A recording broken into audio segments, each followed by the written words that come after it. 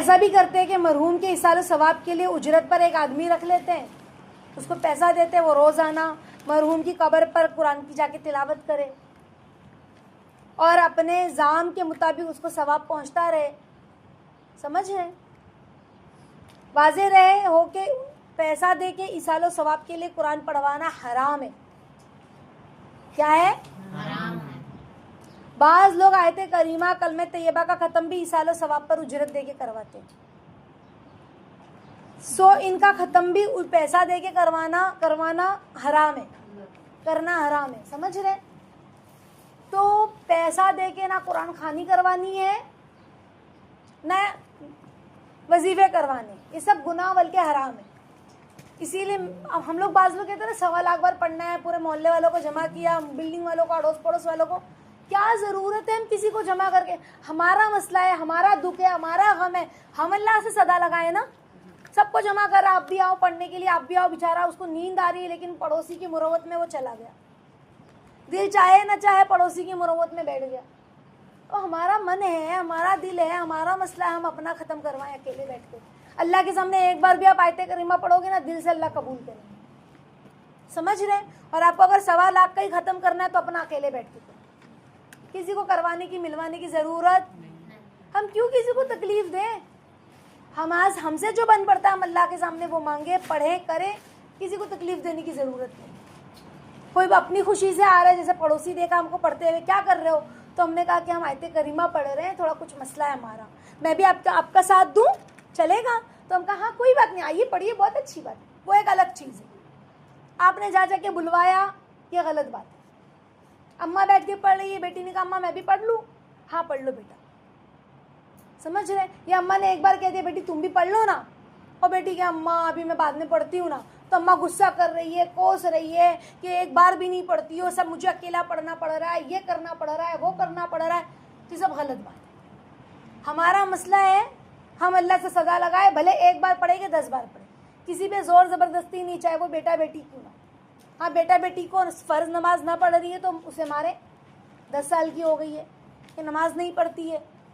جس بات پہ زور دینا اس پہ تو زور ہی نہیں دے رہے, اور ہمارا مسئلہ پڑا تو بیٹا بیٹی کو وظیفے کے لیے زبردستی بٹھا رہے. تو ایسا نہیں چلتا. سمجھ گئی بات؟ ہاں.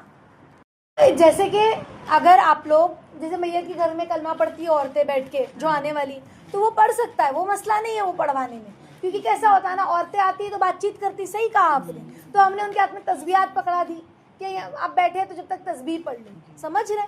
فضول بات چیت کرنا عورتوں کا کام ہی ہے. کچھ نہیں تو کہاں گئے تھے تمہاری بیٹے بیٹی گھومنے گئے تھے, میں سنی آ گئے وہ لوگ, گاؤں گئے تھے, مطلب کیا سچویشن ہے, ہم بات کر رہے ہیں. نقاب اچھا لگ رہا ہے, کہاں سے لی ہو؟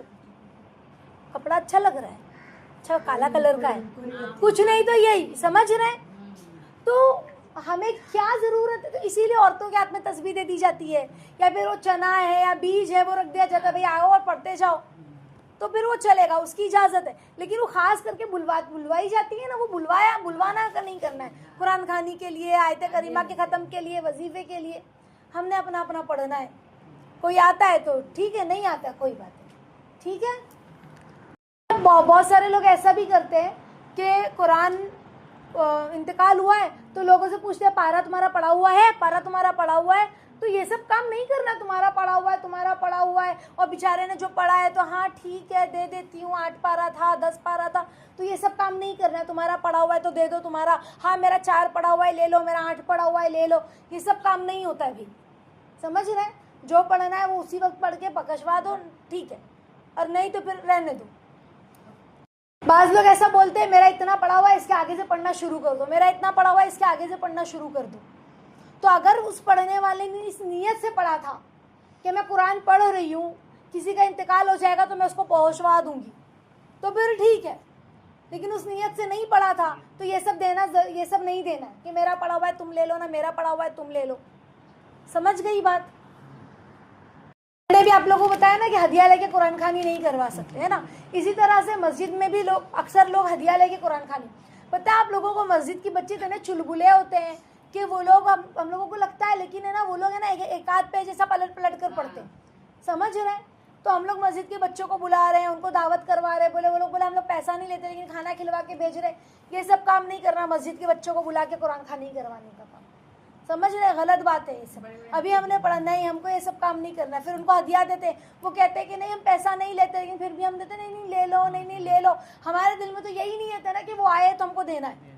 بھلے ہم ہدیہ بول رہے ہیں, لیکن وہ نیت کیا تھی ہمارے دل میں کہیں نہ کہیں کہ انہوں نے پڑھا اس لیے دے رہے. اگر ہم نہیں دیں گے تو بھی ہم کو نہیں چلے گا, اور ان کا بھی دل دکھے گا, کہ بھائی ہم نے مانگا نہیں تو انہوں نے دیا بھی نہیں. ایسے ہوتا ہے کوئی, سمجھ رہے. تو یہ سب غلط ہے, حرام ہے. جیسے ہوتا ہے نا کہ بکشواتے ہیں اپنے محرومین کو میٹھا یا پھر کوئی اور چیز فاتحہ دے کر, تو ایسا نہیں کرنا ہے, سامنے رکھ کر نہیں بکشوانا ہے. پہلے ہم نے وہ میٹھا جو بھی بنوایا تھا یا جو کھانے کی ڈیگ بنوائی تھی وہ ہم نے محرومین کو غریبوں کو دے دیا. پہلے ہم نے غریبوں کو بھجوا دیا. اب مصلے پر بیٹھ کر, ضروری نہیں مولانا صاحب آ کر ہی بخشے, ہم خود مصلے پر بیٹھ کر یا مصلے پہ نہیں بھی بیٹھے تو قبلے کی طرف ہاتھ اٹھا کے اللہ سے فاتحہ پڑھے. فاتحہ کا مطلب کیا ہوتا ہے؟ صرف فاتحہ پڑھے نا, فاتحہ پڑھا, چار کل پڑھا اور اللہ سے کہا کہ اللہ اس کو بکشوا دیا, جو بھی ہم نے کھانا بھیجا ہے غریبوں کو, اس کا ثواب آپ صلی اللہ علیہ وسلم, صحابہ, تابعین, تبا تابعین اور والمؤمنین اور میرے فلاں مرحومین کو اور مومنین والمؤمنات والمسلمین والمسلمات کو پہنچا دینا. ٹھیک ہے, سمجھ گئی بات؟ فاتحہ یہی ہوتی ہے ایکچولی. ہم لوگوں کو کیا لگتا ہے فاتحہ کیا ہوتی ہے؟ وہ جو نیاز بانٹتے وہ فاتحہ. فاتحہ کا مطلب ہوتا ہے اپنے مرحومین کو پڑھ کے بخشنا, سمجھ رہے, یہ فاتحہ ہوتی ہے. ہم کو لگتا ہے سامنے رکھ کے پڑھنے کو فاتحہ بولتے, سامنے رکھ کے پڑھنے کو فاتحہ نہیں بولتے. پہلے ہم نے دے دینا ہے اور پھر فاتحہ دینا. فاتحہ دینا یعنی بکشوانا اللہ سے, سمجھ رہے نا. تو یہ ضروری ہے کہ بندہ, ضروری نہیں کہ فاتحہ میں کھانے پینے کی چیز ہی ہو اور وہی مرحومی کو دیا جائے. سمجھ رہے کہ ہم نے کیا کیا کہ فاتحہ میں جو ہے نا, فاتحہ مطلب ہوتا ہے مرحومین کو ایصال الثواب پہنچانا.